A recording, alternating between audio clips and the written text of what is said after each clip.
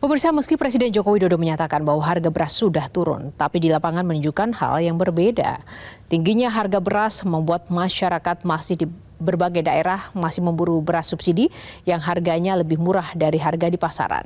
Mengapa impor beras besar-besaran tidak bisa menstabilkan harga? Inilah top review untuk Anda.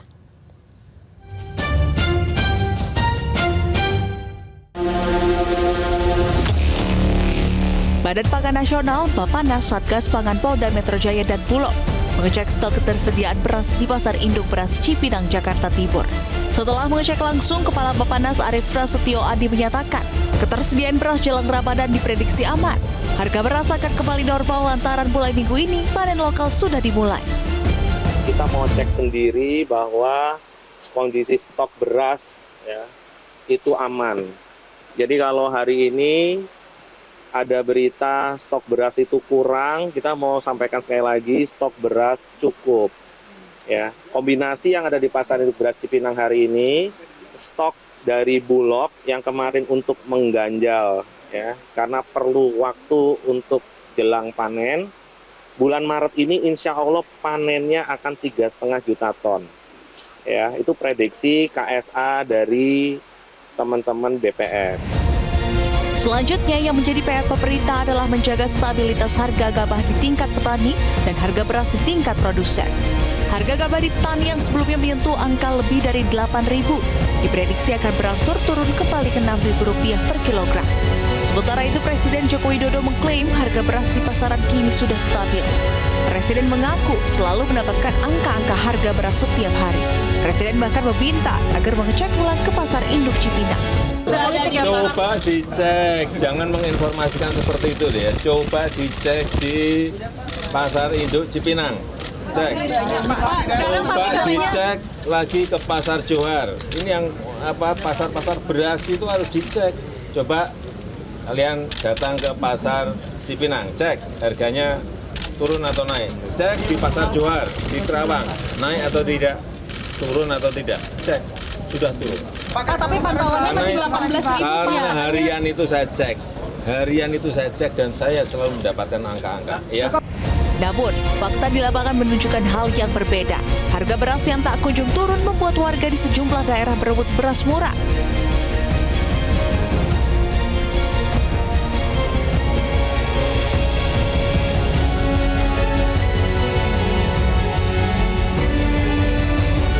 Sementara itu di pembelian beras di supermarket juga dibatasi. Satu konsumen hanya boleh membeli beras satu kantung ukuran 5 kg. Untuk menstabilkan pasokan atau stok beras di supermarket ataupun sektor retail, pemerintah membatasi pembelian beras dengan hanya diperbolehkan satu konsumen hanya boleh membeli satu kantong beras dengan berat 5 kg. Beras yang didistribusikan atau diperjualbelikan di supermarket ataupun sektor retail ini juga cuman hanya ada satu jenis beras saja, yaitu beras SPHP atau beras stabilisasi pasokan dan harga pangan. Selama adanya krisis stok beras di pasar ataupun di retail, memang kami melihat dan juga memantau tidak ada beras-beras dengan merek lain yang biasa dibeli oleh sejumlah konsumen dan juga pelanggan di supermarket ataupun retail, dan hanya ada salah satu jenis beras SPHP ini. Beras SPHP ini didistribusikan oleh Bulog dan juga Badan Pangan Nasional untuk menekan harga beras yang ada di sektor retail dan juga di pasar-pasar tradisional. Kepala Bappenas Arief Prasetyo Adi menyebut beras SPHP akan terus menjadi penyeimbang suplai. Nantinya beras SPHP akan didominasi beras dalam negeri. Kemarin juga ada SPHP. SPHP ini SPHP. jadi bantalan untuk harga beras yang meningkat. Apakah nanti SPHP ini setelah harga gabah sudah mulai turun dan harga eceran sudah mulai kembali normal akan tetap diadakan atau gimana? Ya, tetap SPHP ini sekarang sudah ada di modern market, sudah ada di pasar tradisional. Ini akan tetap menjadi penyeimbang, ya. Hanya nanti bisa jadi, ya, komposisinya lebih banyak beras dari dalam negeri. Kita pengennya beras dalam negeri eksis kembali, gitu. Oke, Pak.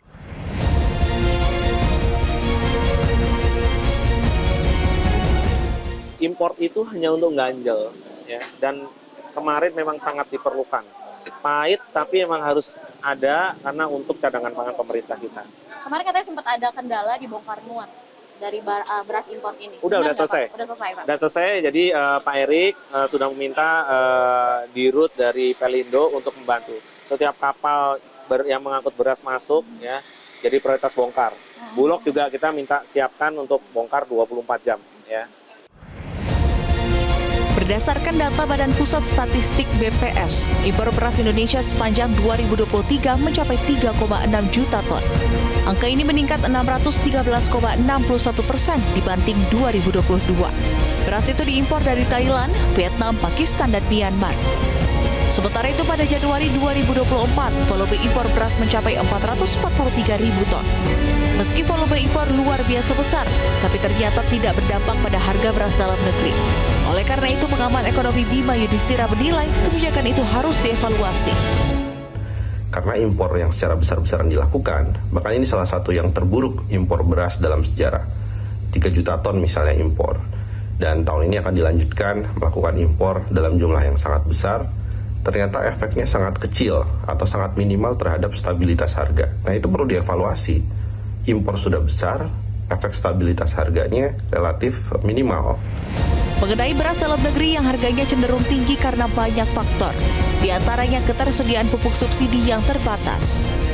Fenomena dari naiknya harga pangan, terutama beras, jelang Ramadan dan Lebaran ini tidak selalu dikaitkan dengan pola musiman. Oh, karena ada permintaan jelang Ramadan yang meningkat, kemudian harga menjadi fluktuatif, itu belum tentu. Karena kalau kita runut ke belakang, ada faktor dari biaya produksi tanaman pangan itu yang mengalami kenaikan. Karena apa? Karena salah satunya adalah BBM subsidi 2022 akhir itu harganya berubah menjadi lebih meningkat. Dan itu akan menjadi beban yang diteruskan dari mulai petani kepada retail, kepada konsumen. Pupuk juga menjadi salah satu isu besar. Karena kalau ketersediaan pupuk, terutama yang subsidi terbatas, maka petani mau tidak mau, dia akan berpikir apakah dia harus menanam, tapi dengan membeli pupuk non-subsidi dengan harga yang lebih mahal. Kalau itu dilakukan, maka diteruskan juga harga yang lebih tinggi ke penjualan gabah. Dan juga ada faktor memang anomali cuaca. Tapi anomali cuaca ini dalam 10 tahun terakhir frekuensinya kan semakin dekat. Harusnya bisa diantisipasi. Nah, secara keseluruhan, kebutuhan beras Indonesia pada 2024 ini diperkirakan mencapai 31,2 juta ton. Pada 2023 lalu, total produksi mencapai 30,9 juta ton atau turun dibanding produksi pada 2022 yang mencapai 31,54 juta ton. Tentu yang harus dipikirkan adalah diversifikasi pangan.